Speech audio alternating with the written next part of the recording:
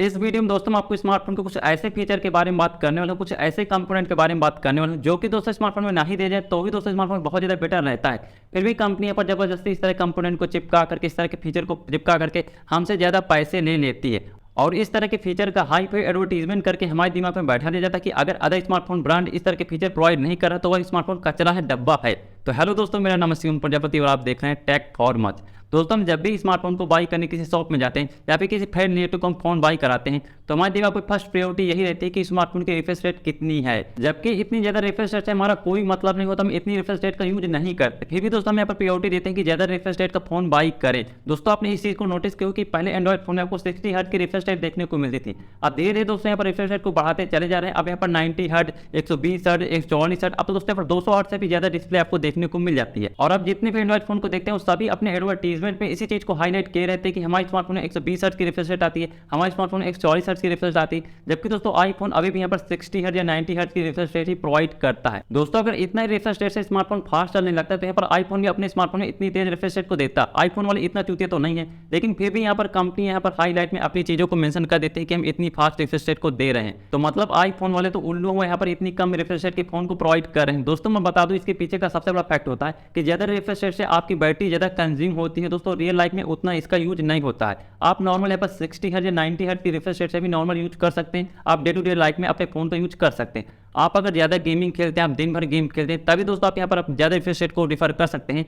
Otherwise दोस्तों आपको ज़्यादा रिफ्रेश रेट से कोई मतलब नहीं होता। आप यहाँ पर स्क्रॉल भी करेंगे तो आप दिन भर स्क्रॉल तो नहीं करेंगे कि आप अपने स्मार्टफोन को दिन भर स्क्रॉल कर रहे हैं, आप कंटेंट को कंज्यूम नहीं कर रहे हैं। तो दोस्तों इसके चक्कर में आपको नहीं पड़ना चाहिए। दोस्तों कंपनी की एक चाल होती है अपने स्मार्टफोन को सेल करने के लिए। और मैं गारंटी के साथ आपको कह सकता हूँ कि आप में से जितने भी यूजर्स वीडियो को देख रहे हैं बहुत कम ही लोग गेमर होंगे जो दिन भर गेम खेलते होंगे। आप और भी काम करते होंगे, उसमें और भी चीज़ों को मतलब कंज्यूम करते होंगे। तो मतलब जरूरी नहीं कि आप दिन भर गेम खेलें तो यहाँ पर आप रिफ्रेश रेट को प्रेफर करें। आप अगर बहुत बड़े गेमर हैं, आप दिन भर गेम ही खेलते हैं, आपका यूट्यूब चैनल है गेमर का, तभी तो सब रिफ्रेश रेट को रिफर कर सकते हैं। अदरवाइज आपको कोई जरूरत नहीं है। आप नॉर्मल 90 हर्ट्ज की रिफ्रेश रेट में भी काफ़ी अच्छा काम कर सकते हैं।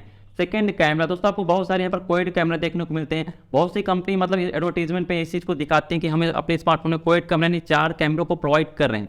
दोस्तों मैं आपको बता दूं कि 2 ही कैमरे मेन होते हैं जो यहाँ पर अच्छा काम करते हैं। पहला प्राइमरी कैमरा होता है और दूसरा अल्ट्रा वाइड कैमरा होता है जिससे आप अच्छी फोटो कैप्चर कर पाते हैं। बाकी आपको और सारे भी कैमरा साथ में लगे रहते हैं जैसे AI camera, micro camera, depth camera. ये दोस्तों किसी काम के नहीं होते हैं। अब मेरे कहने का मतलब ये नहीं कि यहाँ पर इनसे बिल्कुल भी फर्क नहीं पड़ता। दोस्तों फर्क पड़ता है, लेकिन आपके जितने भी स्मार्टफोन आते हैं उनके एंड्रॉइड काफ़ी इंटेलिजेंट होते हैं। दोस्तों ऑटोमेटिक चीज़ों को मतलब कैमरे में कैप्चर कर सकते हैं। तो यहाँ पर जो प्राइमरी कैमरा होता है आपको जो 50 मेगापिक्सल, 28 मेगापिक्सल का देखने को मिल जाता है। साथ में जो अल्ट्रा वाइड होता है दोस्तों यहाँ पर इन सभी चीज़ों का काम कर लेते हैं। प्राइमरी कैमरा यहाँ पर एआई का काम कर लेता है, ऑटोमेटिक चीज़ों को डिटेक्ट कर लेता है। और यहाँ पर जो अल्ट्रा वाइड होता है वो माइक्रो का भी काम कर लेता है। तो अगर आपके स्मार्टफोन में अलग से डेप्थ कैमरा, एआई कैमरा या फिर माइक्रो कैमरा दिया हुआ तो दोस्तों उतना सही मतलब नहीं होता। तो जनरली आपको जितने भी स्मार्टफोन देखने को मिलते हैं जिनमें आपको 4 कैमरे का सेटअप रहता है उसमें दोस्तों 2 ही कैमरे खास होते हैं, बाकी 2 कैमरे किसी काम के नहीं रहते। आपने इस चीज़ को नोटिस किया कि अब जब कोई एक्सपेंसिव मतलब कि फोन को बाई करते हैं तो यहाँ पर 2-2 मेगापिक्सल के कैमरे प्रोवाइड किए जाते हैं। वही दोस्तों यहाँ पर किसी काम के नहीं रहते, केवल कंपनी अपने एडवर्टीजमेंट के लिए, उसके लुक को और दिखाने के लिए ऐसी चीज़ के यूज करती है। आप आईफोन को देख लीजिए, आईफोन में अभी भी 3 कैमरे का सेटअप आता है, उसमें 4-5 कैमरे नहीं लगे होते। दोस्तों यहाँ पर जो डेप्थ कैमरा आपको अलग से दिया जाता है उसका दोस्तों काम होता है कि मेन सब्जेक्ट को फोकस करके बाकी चीज़ों को मतलब कि डिटेक्ट कर पाए। मतलब जो मेन सब्जेक्ट है और बैकग्राउंड क्या है इन चीज़ों में अंतर समझ पाए, उसी को डेप्थ कैमरा कहा जाता है। इस चीज़ को दोस्तों यहाँ पर प्राइमरी कैमरा अच्छे से समझ लेता है, उसका जो एआई होता है वो अच्छे से डिटेक्ट कर पाता है। इसलिए दोस्तों यहाँ पर डेप्थ कैमरे की कोई जरूरत नहीं होती है। सेकेंड एआई कैमरा, दोस्तों बहुत से स्मार्टफोन एआई कैमरे को भी प्रोवाइड करते हैं। एआई कैमरा का दोस्तों काम होता है कि वो चीज़ों को मतलब डिटेक्ट करके उनमें अंतर समझ पाता है कि आदमी कौन सा, ह्यूमन कौन सा, डॉक्यूमेंट कौन से हैं, फूल पत्तियाँ कौन से हैं, स्काई कौन सा है। जब भी आप कोई पिक को खींचते हैं तो स्काई का आइकन बन जाएगा, फूल पत्तियों का आइकन बन जाएगा, डॉक्यूमेंट का आइकन बन जाएगा। तो ये सब चीज़ों को दोस्तों डिटेक्ट करने का काम एआई करता है, मतलब आर्टिफिशियल इंटेलिजेंस कैमरा करता है। और इस फीचर को भी प्राइमरी कैमरा अच्छे से हैंडल कर लेता है, अच्छे चीज़ों को ऑप्टिमाइज कर लेता है। इसे दोस्तों यहाँ पर इसको इस कैमरे की भी कोई जरूरत नहीं पड़ती है। थर्ड माइक्रो कैमरा, दोस्तों बहुत से स्मार्टफोन माइक्रो कैमरे को भी चिपका करके अपने स्मार्टफोन को सेल करते हैं। माइक्रो कैमरे का दोस्तों काम होता है कि 10 से 15 सेंटीमीटर में जो भी ऑब्जेक्ट होता है उसको कैप्चर करता है, उसकी छोटी छोटी डिटेल को कैप्चर करता है। आप अगर मक्खी की फोटो खींचना चाहें, आप यहाँ पर चाहे बूंद की फोटो खींचना चाहें, आप छोटी छोटी चीज़ों को अगर फोटो खींचना चाहते हैं तो आपको 10 सेंटीमीटर पास जा करके उसकी फोटो खींचनी पड़ती है। तो दोस्तों रियल लाइफ में हमारे स्मार्टफोन में इस कैमरे का कोई काम नहीं होता, क्योंकि दोस्तों आप अपने फ्रेंड रिलेटिव की फोटो खींचते हैं तो दूर से खींचते हैं, आप अपने दोस्त की किसी की भी फोटो खींचते हैं, शादी विवाह में हो कहीं भी हो तो आप दूर से फोटो खींचते हैं। तो ये कैमरा कोई काम का नहीं होता, क्योंकि ये कैमरा 10 सेंटीमीटर में ही काम करता है। तो आपको कभी भी यहाँ पर मक्खी की फोटो खींचने की जरूरत नहीं पड़ेगी, पानी की बूंद की फोटो खींचने की जरूरत नहीं पड़ेगी। तो ये तो केवल यहाँ पर एडवर्टीजमेंट के लिए, एक हाईलाइट के लिए मतलब कि लगाया गया है, ताकि स्मार्टफोन का लुक और भी अट्रैक्ट लगे, यूजर को जब देखे तो दोस्तों इस तरह के फोन को बाई कर सके कि यार 4-4 5-5 कैमरे दिए जा रहे हैं। तो ये कैमरे अगर आपको स्मार्टफोन में देखने को मिलते हैं, डेप्थ सेंसर कैमरा हो गया या फिर माइक्रो कैमरा हो गया, फिर एआई कैमरा हो गया, तो ये किसी भी काम के नहीं होते हैं। इस चीज को आपको ध्यान देना है। और हाँ दोस्तों, इसके अलावा और भी कुछ कैमरों के नाम है जिनको मैं बताना भूल गया। दोस्तों आपने कई कैमरों के नाम सुनोगे, जैसे नाइट कैमरा या मोनो कैमरा, इनको भी दोस्तों यहाँ पर कंपनी बता करके हाईलाइट करके अपने स्मार्टफोन को सेल करती है। ये भी दोस्तों फर्जी कैमरे होते हैं, इनका भी दोस्तों रियल लाइफ में कोई यूज नहीं होता है। थर्ड फीचर दोस्तों होता है यहाँ पर आपका स्पेंडेबल रैम। दोस्तों बहुत से लोग यहाँ पर क्या करते हैं कि स्पेंडेबल रैम फीचर के चक्कर में फ़ोन को बाई करते हैं। दरअसल दोस्तों स्पेंडेबल रैम का मतलब काम क्या होता है, यहाँ पर जो रैम होती है दोस्तों वर्चुअली रूप से बढ़ाई जाती है, जिसका रियल से कोई काम नहीं होता है। रियल में दोस्तों आपको यहाँ पर 4 GB का अगर रैम दी गई तो 4 GB ही रहेगी, क्योंकि यहाँ पर 4 GB का ही हार्डवेयर लगाया गया है। दोस्तों वर्चुअली रैम को बढ़ाने का प्रोसेस ये होता है कि इसमें दोस्तों हमारे स्टोरेज की जगह को ही कैप्चर किया जाता है, उसमें दोस्तों यहाँ पर वर्चुअली रूप से बढ़ाया जाता है। लेकिन रियल में दोस्तों यहाँ पर कोई रैम बढ़ती नहीं है,